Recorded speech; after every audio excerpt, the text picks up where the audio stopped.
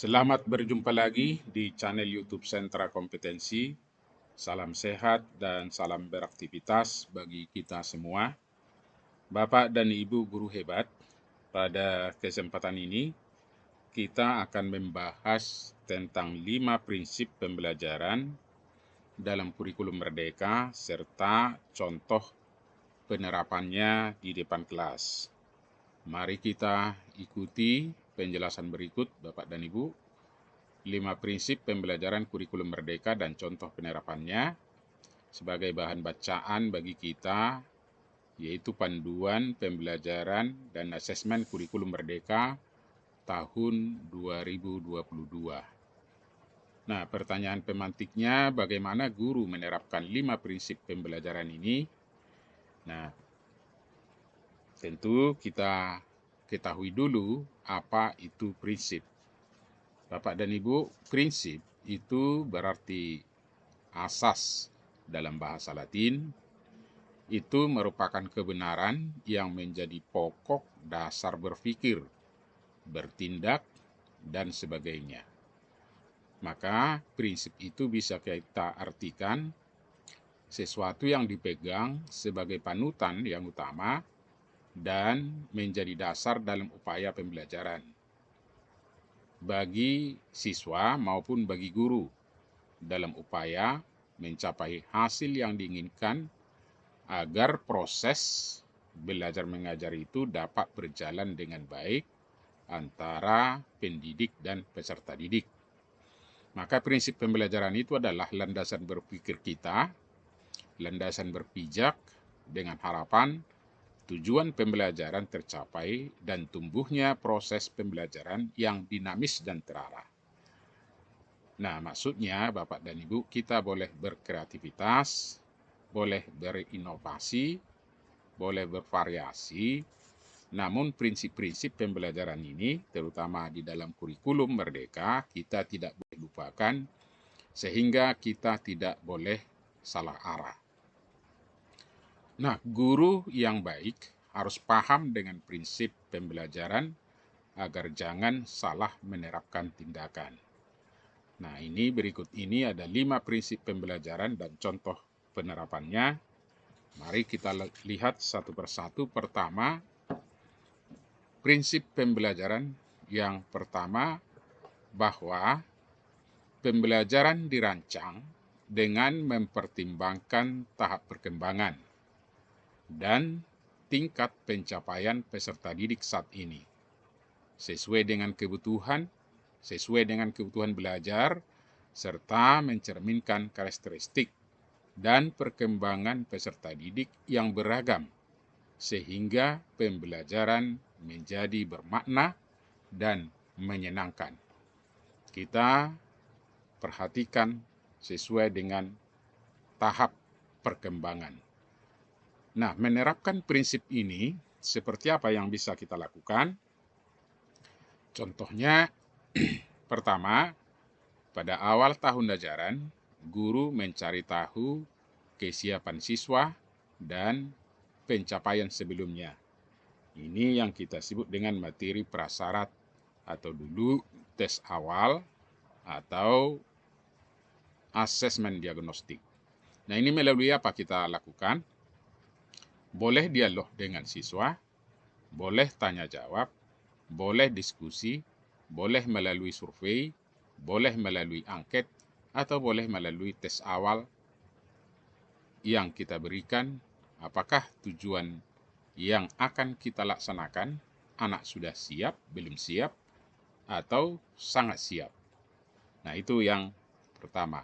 Contoh yang pertama. Contoh yang kedua, bisa kita lakukan prinsip tersebut di mana pendidik merancang atau memilih alur tujuan pembelajaran atau WTP sesuai dengan tahap perkembangan peserta didik atau pada tahap awal.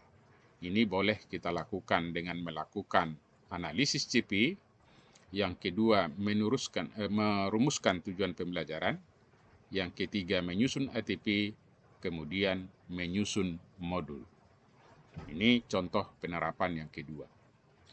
Contoh penerapan yang ketiga, pendidik merancang pembelajaran yang menyenangkan agar peserta didik mengalami proses belajar sebagai pengalaman yang menimbulkan emosi positif. Seperti apa itu kita lakukan? Misalnya merencanakan pembelajaran yang berdiferensiasi, kemudian kita merumuskan tujuan pembelajaran, dan memilih model pembelajaran yang sesuai. Nah, ini yang berkaitan dengan pendidik merancang pembelajaran. Kemudian, prinsip yang kedua yang harus kita ketahui, yaitu pembelajaran dirancang dan dilaksanakan untuk membangun kapasitas untuk menjadi pembelajar sepanjang hayat. Bagaimana penerapan prinsip ini? Pertama, boleh pendidik mendorong peserta didik untuk melakukan refleksi, untuk memahami kekuatan diri dan awal yang perlu dikembangkan. Jadi kata kuncinya adalah refleksi. Contoh yang kedua yang bisa kita lakukan, pendidik atau guru senantiasa memberikan umpan balik langsung yang mendorong kemampuan peserta didik untuk terus belajar dan mengeksplorasi ilmu pengetahuan.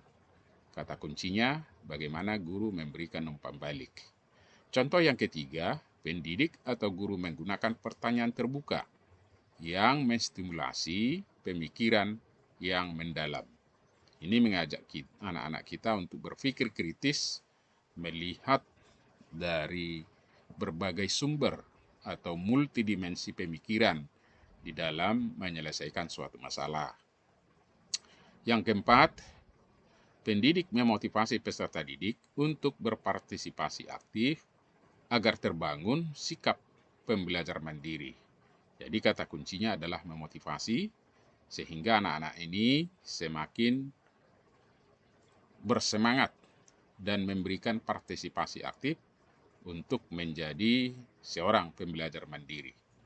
Kemudian contoh penerapan prinsip yang kedua dari kedua tadi, nomor 5, pendidik memberikan ruang yang cukup bagi prakarsa, kreativitas, kemandirian sesuai bakat, minat, dan perkembangan fisik serta psikologis peserta didik.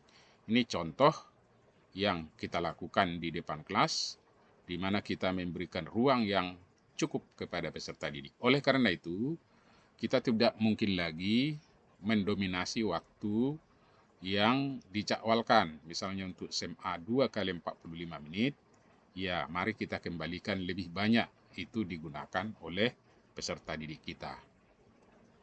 Contoh ke-6, pendidik memberikan tugas atau pekerjaan rumah ditujukan untuk mendorong pembelajaran yang mandiri dan mengeksplorasi ilmu pengetahuan dengan mempertimbangkan beban belajar peserta didik.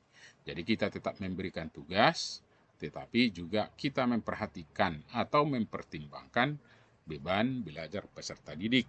Karena masing-masing mata pelajaran tentu perlu gurunya memberikan tugas. Yang ketujuh, pendidik merancang pembelajaran untuk mendorong peserta didik terus meningkatkan kompetensinya melalui tugas dan aktivitas dengan tingkat kesulitan yang tepat. Disinilah penerapan kita, bagaimana kita memahami karakteristik peserta didik melalui kesiapan mereka dalam mengikuti pembelajaran. Kemudian penerapan prinsip yang ketiga, yang dimana proses pembelajaran mendukung perkembangan kompetensi dan karakter peserta didik secara holistik. Contohnya yang pertama, pendidik menggunakan berbagai metode pembelajaran yang bervariasi dan untuk membantu peserta didik mengembangkan kompetensi.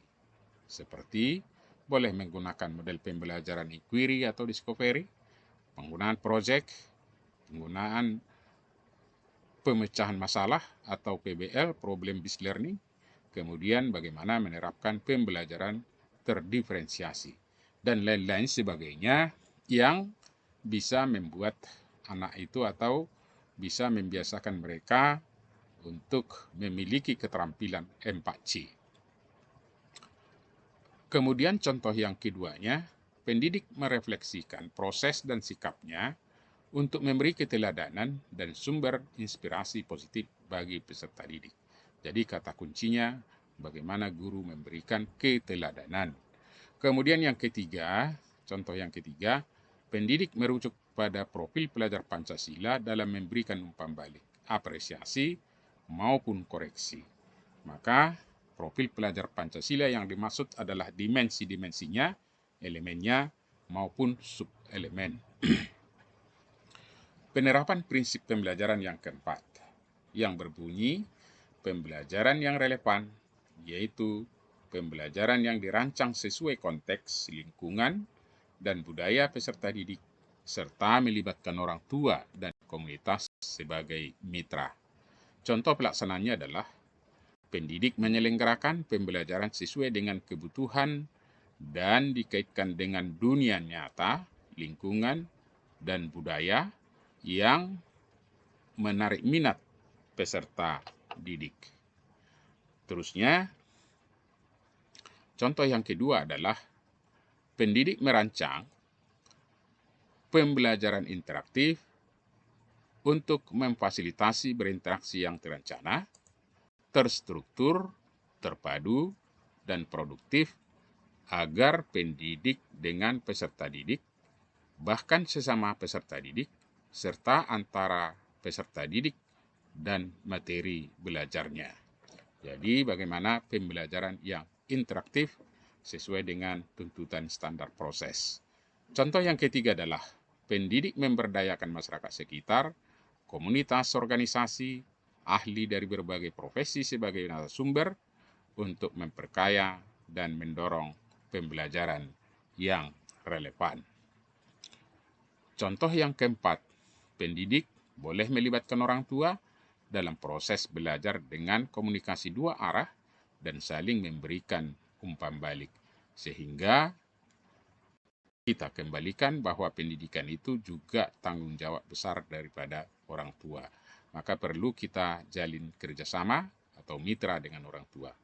Nah, contoh yang kelima khusus pendidikan PAUD, pendidik menggunakan pendekatan multibahasa berbasis bahasa ibu juga dapat digunakan, utamanya bagi peserta didik yang tumbuh di komunitas yang menggunakan bahasa lokal. Kemudian khusus untuk SMK, terdapat pembelajaran melalui praktik kerja lapangan atau PKL yang dilaksanakan di dunia kerja atau tempat praktik di lingkungan sekolah yang telah dirancang sesuai dengan standar dunia kerja, menerapkan sistem dan budaya kerja sebagaimana di dunia kerja, dan disupervisi oleh pendidik atau instruktur yang juga ditugaskan atau memiliki pengalaman di dunia kerja yang relevan. Ini prinsip untuk SMK saja.